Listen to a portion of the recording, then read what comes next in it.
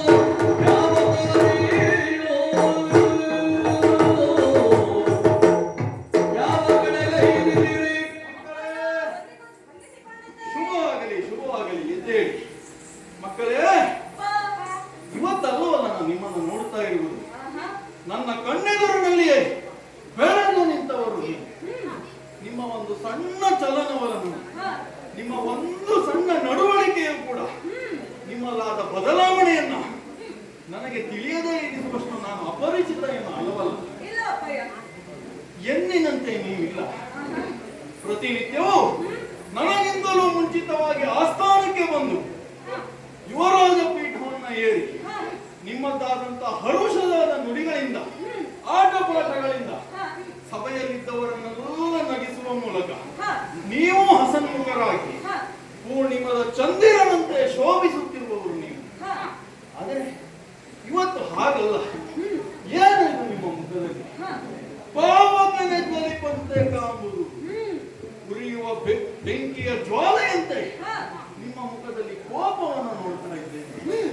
ಬರೀ ಕೋಪ ಮಾತ್ರ ಅಲ್ಲ, ಸಣ್ಣ ಆತಂಕವೂ ಉಂಟು. ಯಾಕೆ ಮಕ್ಕಳೇ? ಯಾರಾದರೂ ನಿಮ್ಮನ್ನ ಕೋಪಗೊಳಿಸುವುದಕ್ಕೆ ಮುಂದಾದರ?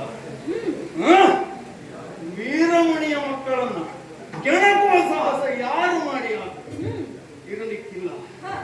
ಎಲ್ಲಾದರೂ ಹೋಗಬಾರದ ಸ್ಥಳಕ್ಕೆ ನೀವು ಹೋದರ, ನೋಡಬಾರದೇನಾದರೂ ನೋಡಿದಿರ, ಆಗಬಾರದೇನಾದರೂ ಆಯ್ತು. ಏನಾಯ್ತು ಮಕ್ಕಳೇ? ಯಾಕೆ ಕೋಪ? ಯಾಕೆ ಯಾಕೆ ತಂದೆ?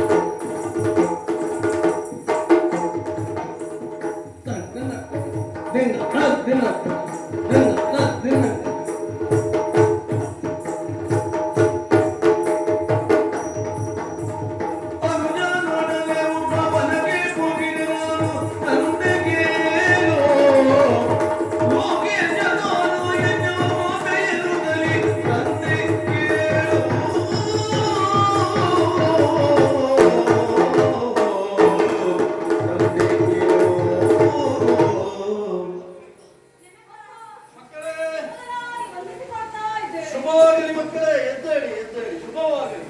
ಅಪ್ಪಯ್ಯ, ಹಾ ಬೇಸರವನ್ನು ಕಳೆಯುವುದಕ್ಕಾಗಿ ಹ್ಮ್ ನಾನು ಹಾಗೂ ಅಮ್ಮ ಹಾ ನಮ್ಮದೇ ಆದ ಉಪವನವನ್ನು ಸೇರಿ ಹ್ಮ್ ವನವಿಹಾರ ವಿಹಾರವನ್ನು ಪೂರೈಸಿ ಹಾ ಹ್ಮ್ ಉಪವನದಿಂದ ತೆರಳುವಾಗ ಹ್ಮ್ ಕುದುರೆ ಒಂದು ಕಾಣಿಸಿತಪ್ಪಯ್ಯ.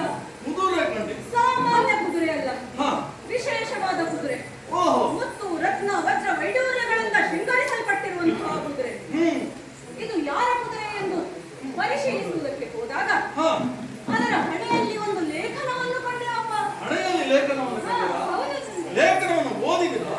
ಓದಿದೆವು.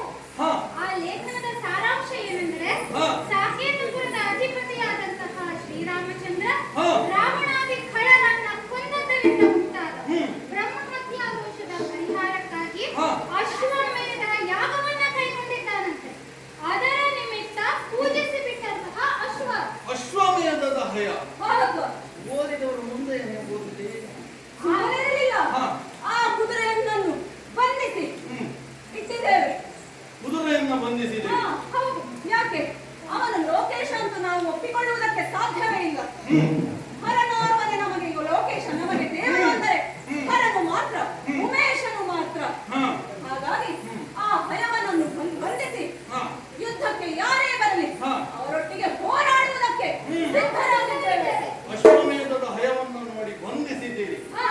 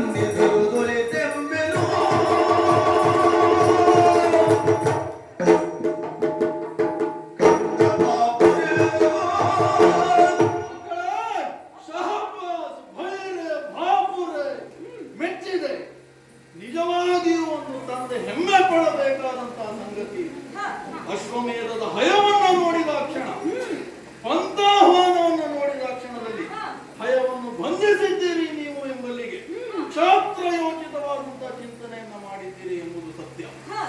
ಶ್ರೀರಾಮ ಅಶ್ವಮೇಧದ ಭಯ ಪಂಥ ಏನು? ಬಲವುಳ್ಳವರು ಕಟ್ಟಿ ಕಾದಾಡುವುದು, ಬಲಹೀನರು ಶರಣಾಗಿ ಕಪ್ಪವನ್ನು ನೀಡುವುದು. ಜಗತಿ ಸಮಸ್ತರೊಡೆಯ ಶ್ರೀರಾಮಚಂದ್ರ, ಜಗತಿ ಸಮಸ್ತರೊಡೆಯ ಅಂತ ಅವನಷ್ಟಿಗೆ ಅವನು ಹೇಳಿಕೊಂಡ್ರೆ ಆಯ್ತು. ಸೋಲುವುದಕ್ಕೆ ಇದ್ದತ್ತ ನಾವು ಭಯವನ್ನ ಕಟ್ಟಿದ್ದೇವೆ ಎಂಬಲಿಗೆ ನಮ್ಮನ್ನ ಎದುರಿಸುವವರು ಯಾರಿದ್ದಾರ? ಯಾರಿಹರು ರಣರಂಗದ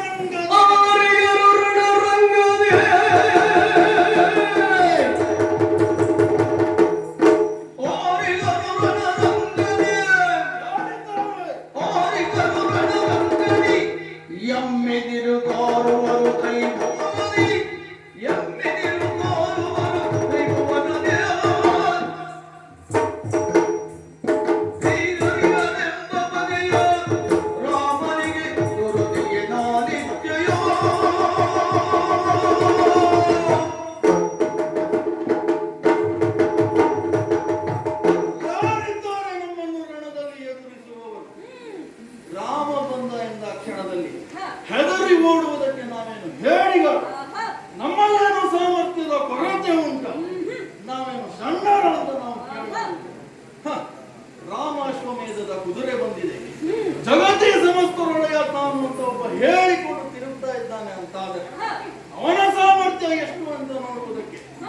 ಲೋಕೇಶನನ್ನು ಬಂಧಿಸಲೇಬೇಕು. ಮೇಲಿಂದಲಾಗಿ ಕೇವಲ ಸೈನ್ಯ ಬಲದಿಂದಲಾಗಿ ಮೈಯಲ್ಲಿ ಸೊಕ್ಕಿದೆ ಎನ್ನುವ ಕಾರಣಕ್ಕಾಗಿ ನಾವು ಹುಡುಕುವುದಕ್ಕೆ ಮುಂದಾಗಿದ್ದಲ್ಲ. ನಮ್ಮಲ್ಲಿರುವುದು ಕೇವಲ ಸೈನ್ಯದ ಬಲ ಮಾತ್ರ ಅಲ್ಲ, ಮತ್ತೇನಿದೆ ಗೊತ್ತಾ?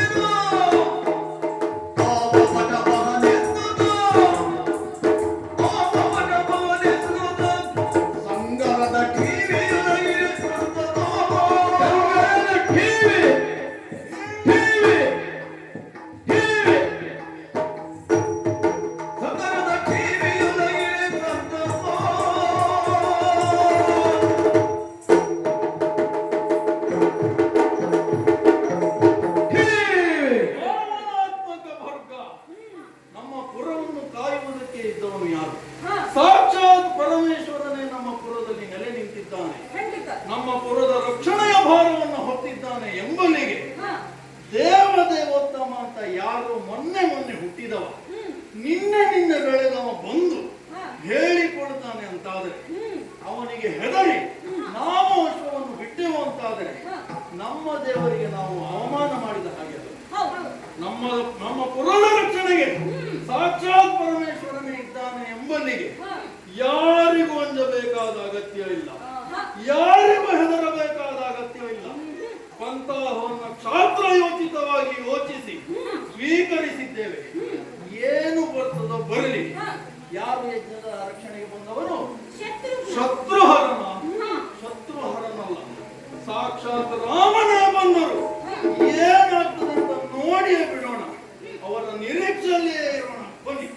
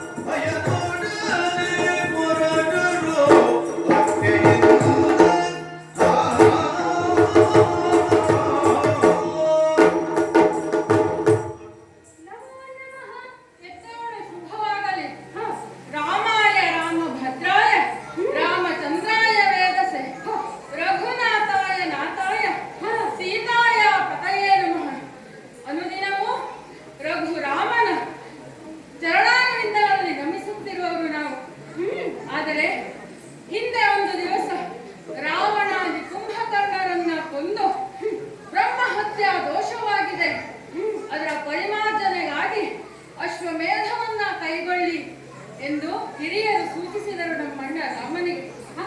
ಅದರ ಅನುಗುಣವಾಗಿ ಶ್ರೀರಾಮಚಂದ್ರ ಅಶ್ವಮೇಧ ಯಾಗವನ್ನ ಕೈಗೊಂಡ. ಲಕ್ಷಣ ಭರಿತವಾದ ಕುದುರೆಯೂ ಸಿದ್ಧವಾಯಿತು. ಆದರೆ ಕುದುರೆಯ ಬೆಂಗಾವಲಿಗೆ ಯಾರು ಹೋಗುತ್ತಾರೆ ಎನ್ನುವಂತಹ ಪ್ರಶ್ನೆ ಉಂಟಾದಾಗ ಅಣ್ಣನಲ್ಲಿ ದೈನ್ಯವಾಗಿ ಕೇಳಿಕೊಂಡೆ, ಅಣ್ಣ, ನಿನ್ನ ಸೇವೆಗೆ ಒಂದು ಅವಕಾಶವನ್ನು ಕಲ್ಪಿಸು. ಇಲ್ಲಿಯವರೆಗೆ ಎಲ್ಲ ತಮ್ಮಂದಿರಿಗೆ ನಿನ್ನ ಸೇವೆ ಮಾಡುವಂತಹ ಅವಕಾಶ ಲಭಿಸಿದೆ, ಆದರೆ ನನಗೆ ಇಲ್ಲಿಯವರೆಗೂ ಲಭ್ಯವಾಗಿಲ್ಲ ಎಂದು ಕೇಳಿಕೊಂಡಾಗ ಸಂತೋಷದಿಂದ ಒಪ್ಪಿಗೆ ಸೂಚಿಸಿದ ನಮ್ಮಣ್ಣ. ಅಲ್ಲದೆ ದೂರ ವೀಳ್ಯವನ್ನ ಕೊಟ್ಟು ಕಳುಹಿಸಿದ್ದಾನೆ. ಇಲ್ಲಿಯವರೆಗೆ ಹಲವಾರು ದೇಶವನ್ನ ಹುಕ್ಕು ಅಲ್ಲಿರುವಂತಹ ಅರಸು ಮಕ್ಕಳನ್ನ ಗಾರುಗಳಿಸಿ ಅವರಿಂದ ಕಪ್ಪಗಾಣಿಕೆಯನ್ನ ಸ್ವೀಕರಿಸಿ ಮುಂದುವರಿದು ಬರುತ್ತಿದ್ದೇವೆ. ನಮ್ಮ ಅಶ್ವ ಚಕ್ರಾಂಕಿತ ಪುರವನ್ನ ಸೇರಿ ಅಲ್ಲಿರುವಂತಹ ಸುಬಾಹು ಮಹಾರಾಜನಿಂದ ಬಂಧಿಸಲ್ಪಟ್ಟಿತು. ಆತ ಯುದ್ಧಕ್ಕೂ ಅನುವಾದ. ಆದರೆ ಶ್ರೀರಾಮನ ವೈಶಿಷ್ಟ್ಯತೆಯನ್ನ ತಿಳಿದು ನಮಗೆ ಶರಣಾಗತಿಯಾದ. ಅಷ್ಟೇ ಅಲ್ಲ, ತನ್ನ ಮಗನಾದಂತಹ ದಮನನನ್ನ ನಮ್ಮೊಟ್ಟಿಗೆ ಕಳುಹಿಕೊಟ್ಟಿದ್ದಾನೆ. ಮುಂದೆ ನಿಮಗೆ ಯುದ್ಧಕ್ಕೆ ಅನುಕೂಲವಾಗುತ್ತದೆ ಎನ್ನುವ ಹಾಗೆ. ಆಮೇಲೆ ನಮ್ಮ ತುರಗ ಪ್ರವೇಶಿಸಿದ್ದು ಮಾಯಾಪುರಿಯನ್ನ. ಅಲ್ಲಿರುವಂತಹ ಮದನಾಕ್ಷಿ ತಾರಾವಳಿ ಎಂಬುವರು ನಮ್ಮ ಅಶ್ವವನ್ನ ಕಟ್ಟಿದರು. ಯುದ್ಧಕ್ಕೆ ಸನ್ನದ್ಧರಾಗಿ ನಿಂತರು. ಅವರೊಡನೆ ಯುದ್ಧ ಮಾಡಿ ಅವರನ್ನೂ ಗಾರುಗಿಳಿಸಿ ಅಲ್ಲಿಗೆ ಬಂದವಳೆ ಮಾಯಾವಿ. ಆ ಮಾಯಾವಿ ಹೇಳಿದಂತಹ ಮಾತು, ಮುಂದೊಂದು ದಿನ ನಿಮಗೆ ಹರಭಕ್ತರೊಂದಿಗೆ ಯುದ್ಧ ಏರ್ಪಡುವ ಸಂದರ್ಭವಿದೆ ಎನ್ನುವ ಹಾಗೆ. ಅಷ್ಟೇ ಅಲ್ಲ, ಅವರನ್ನ ಗಾರುಗಿಳಿಸುವಲ್ಲಿ ನಿಮಗೊಂದು ಬಾಣವನ್ನ ವರವಾಗಿ ನೀಡುತ್ತೇನೆ ಎನ್ನುವಾಗ ನಮಗೆ ಬಾಣವನ್ನ ಕರುಣಿಸಿದ್ದಾರೆ. ಅವಳು ಹೇಳಿದಂತಹ ಮಾತು ನಿಜವಾಯ್ತಲ್ಲ ಪುಷ್ಕಳ. ನೋಡು, ನಮ್ಮ ಕುದುರೆ ಎನ್ನುವಂಥದ್ದು ವೀರಮಣಿಯ ಸಾಮ್ರಾಜ್ಯವನ್ನ ಸೇರಿದೆ, ಜ್ಯೋತಿರ್ಮೇಧವನ್ನ ಸೇರಿದೆ. ಅಲ್ಲಿರುವಂತಹ ವೀರಮಣಿ ಮಹಾನ್ ಹರಭಕ್ತ ಎನ್ನುವುದನ್ನ ಕೇಳಿದ್ದೇವೆ ನಾವು. ಅಲ್ಲದೆ ಆ ಸಾಕ್ಷಾತ್ ಪರಶಿವನೇ ಅವರ ಆಸ್ಥಾನದಲ್ಲಿ ನೆಲೆಸಿದ್ದಾನಂತೆ. ಹೀಗಿರುವಾಗ ಅವರೊಡನೆ ನೇರವಾಗಿ ಯುದ್ಧಕ್ಕೆ ಅನುವಾಗುವುದು ಸರಿಯೇ? ಖಂಡಿತವಾಗಿ ಅಲ್ಲ. ಶ್ರೀರಾಮನ ನಿಯಮಾವಳಿಗಳು, ಆತನ ಗುಣಗಳನ್ನ ಅನುಸರಿಸಿ ಬಂದವರಲ್ಲವೇ ನಾವು. ಹಾಗಾಗಿ ಈ ಯುದ್ಧಕ್ಕೆ ಆಹ್ವಾನ ನೀಡುವುದಕ್ಕೆ ಒಂದು ಮಾರ್ಗ ಉಂಟು. ಸಾಮ, ದಾನ, ವೇದ, ದಂಡ ಎನ್ನುವ ಹಾಗೆ. ಹಾಗಾಗಿ ಅವರಿಗೆ ಸಾಮದಿಂದ ಒಂದು ಮಾತನ್ನ ತಿಳಿಸಬೇಕು. ಏನು ಮಾಡಬೇಕು? ಒಂದು ಸಂಧಾನವನ್ನ ಏರ್ಪಡಿಸಬೇಕು. ಹಾಗಾದರೆ ನಮ್ಮಲ್ಲಿ ಸಂಧಾನಕಾರನಾಗಿ ಹೋಗುವುದಕ್ಕೆ ಯಾರು ಸಮರ್ಥರು ಎನ್ನುವುದನ್ನ ಯೋಚಿಸುತ್ತಿರುವಾಗ ನೆನಪಾಗಿದ್ದು, ಹಿಂದೊಂದು ದಿನ ಶ್ರೀರಾಮನಿಗೆ ಸೀತಾಪಹರಣ ಸಂದರ್ಭದಲ್ಲಿ ರಾವಣನ ಲಂಕೆಗೆ ಹನುಮಂತ ಹೋಗಿ ಸಂಧಾನವನ್ನ ಏರ್ಪಡಿಸಿದ್ದ. ಈ ಕಾರ್ಯಕ್ಕೂ ಆತನೇ ಸರಿ. ಆದ್ದರಿಂದ ಎಲ್ಲಿ ಹನುಮ? ಹನುಮ! ಶ್ರೀರಾಮಚಂದ್ರನೇ ಶ್ರೀಲೋಲ ಸುಂದರನೇ ಶ್ರೀಮನ್ನಾರಾಯಣ ರಾಮ ರಾಮ ರಾಮ. ಶ್ರೀರಾಮಚಂದ್ರನೇ ಶ್ರೀಲೋಲ ಸುಂದರನೇ ಶ್ರೀಮನ್ನಾರಾಯಣ ರಾಮ ರಾಮ ರಾಮ ರಾಮ ರಾಮ ರಾಮ ರಾಮ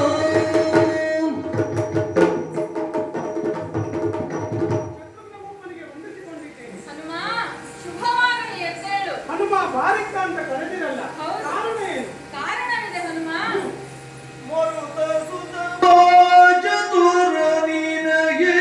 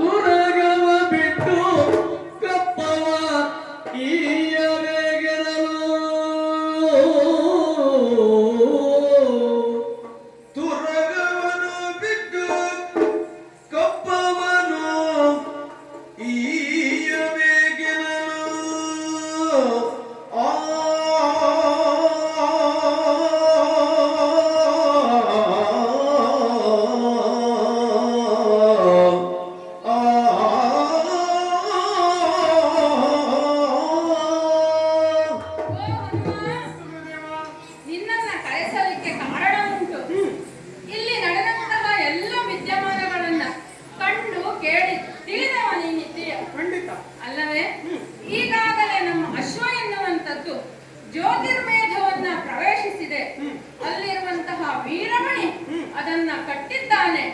ಅಲ್ಲದೆ ಆತ ಮಹಾನ್ ಹರಭಕ್ತ ಎನ್ನುವುದನ್ನ ಕೇಳಿದ್ದೇವೆ. ಹೀಗಿರುವಾಗ ಆತನೊಡನೆ ನೇರವಾಗಿ ಯುದ್ಧಕ್ಕೆ ಹೊರಡುವುದು ಖಂಡಿತವಾಗಿಯೂ ಸರಿಯಲ್ಲ. ಆದ್ದರಿಂದ ಹನುಮ, ನಿನ್ನಿಂದ ಒಂದು ಮಹತ್ ಕಾರ್ಯವಾಗಬೇಕು. ಏನದು ಸ್ವಾಮಿ? ಹನುಮ, ಆತನೊಂದಿಗೆ ಸಂಧಾನಕ್ಕೆ ನೀನು ಹೋಗಬೇಕು.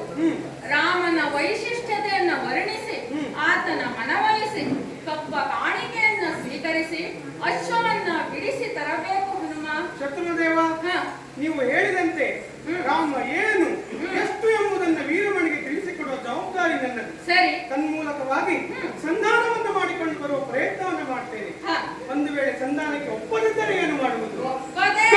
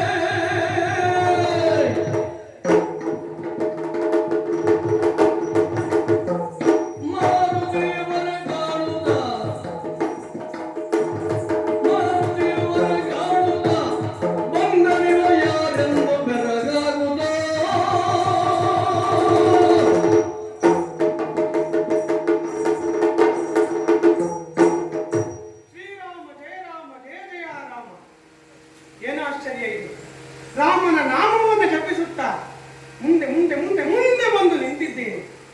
ನಿಂತಹ ಸ್ಥಳ ಜ್ಯೋತಿರ್ಮೇಧದ ಹೆಬ್ಬಾಗಿಲು. ಏನಾಶ್ಚರ್ಯ ಇದು! ಇಲ್ಲಿ ಎಲ್ಲರೂ ನನ್ನನ್ನು ನೋಡಿದ್ದಾರೆ, ಆದರೆ ಯಾರು ಮಾತನಾಡಲಿಕ್ಕೆ ಹೋಗ್ತಾ ಇಲ್ವಲ್ಲ. ಬಾಗಿಲ ಭಟನು ನನ್ನನ್ನು ತಡೆದು ನಿಲ್ಲಿಸಲೇ ಇಲ್ಲ. ಯಾಕಿರಬಹುದು? ಹಾಗಂತ ಇನ್ನೂ ಮುಂದಕ್ಕೆ ಬಂದು ನಿಂತಿದ್ದೇನೆ. ನಿಂತಹ ಸ್ಥಳ ವೀರಮಣಿಯ ಆಸ್ಥಾನ. ಅಬ್ಬಾ, ಅತ್ಯಂತ ಎತ್ತರದ ಸಿಂಹಾಸನದ ಮೇಲೆ ವೀರಮಣಿ ಕುಳಿತಿದ್ದಾನೆ. ಆತನ ಅಕ್ಕ ಪಕ್ಕ ಕುಳಿತಿರುವವರು ಆತನ ಮಕ್ಕಳೇ ಇರಬೇಕು. ಹಾಗಂತ ಇವರೂ ನನ್ನನ್ನು ನೋಡಿದ್ದಾರೆ, ಆದರೆ ಮಾತನಾಡಲಿಕ್ಕೆ ಮುಂದಾಗ್ತಾ ಇಲ್ಲ. ಯಾಕಿರಬಹುದು? ಇವರೆಲ್ಲರ ಈ ವರ್ತನೆಗೆ ಕಾರಣ ಏನಿರಬಹುದು? ಓಹೋ, ಅರ್ಥವಾಯಿತು ಅರ್ಥವಾಯಿತು.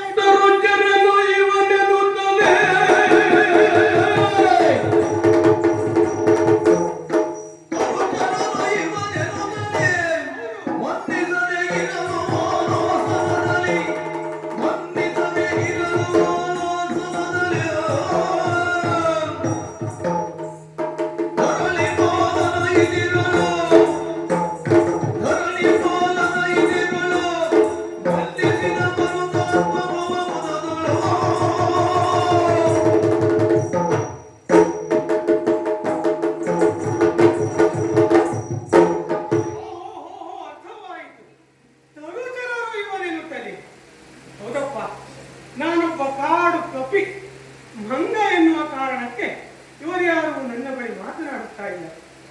ಆದರೆ ನನಗೆ ನಾನು ಬಂದ ಕೆಲಸ ಆಗಬೇಕಲ್ಲ.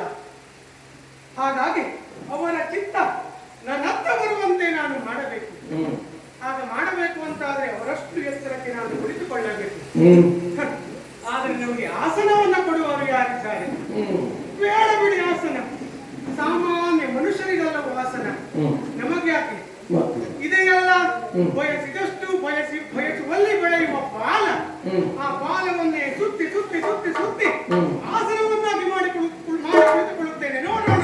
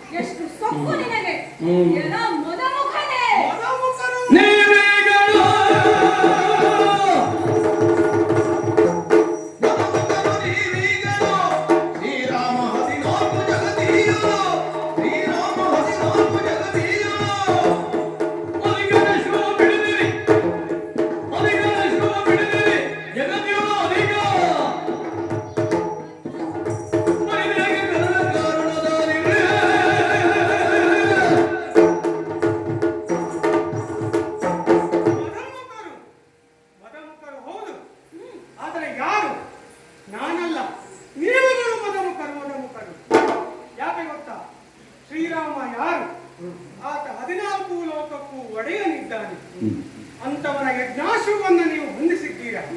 ತನ್ಮೂಲ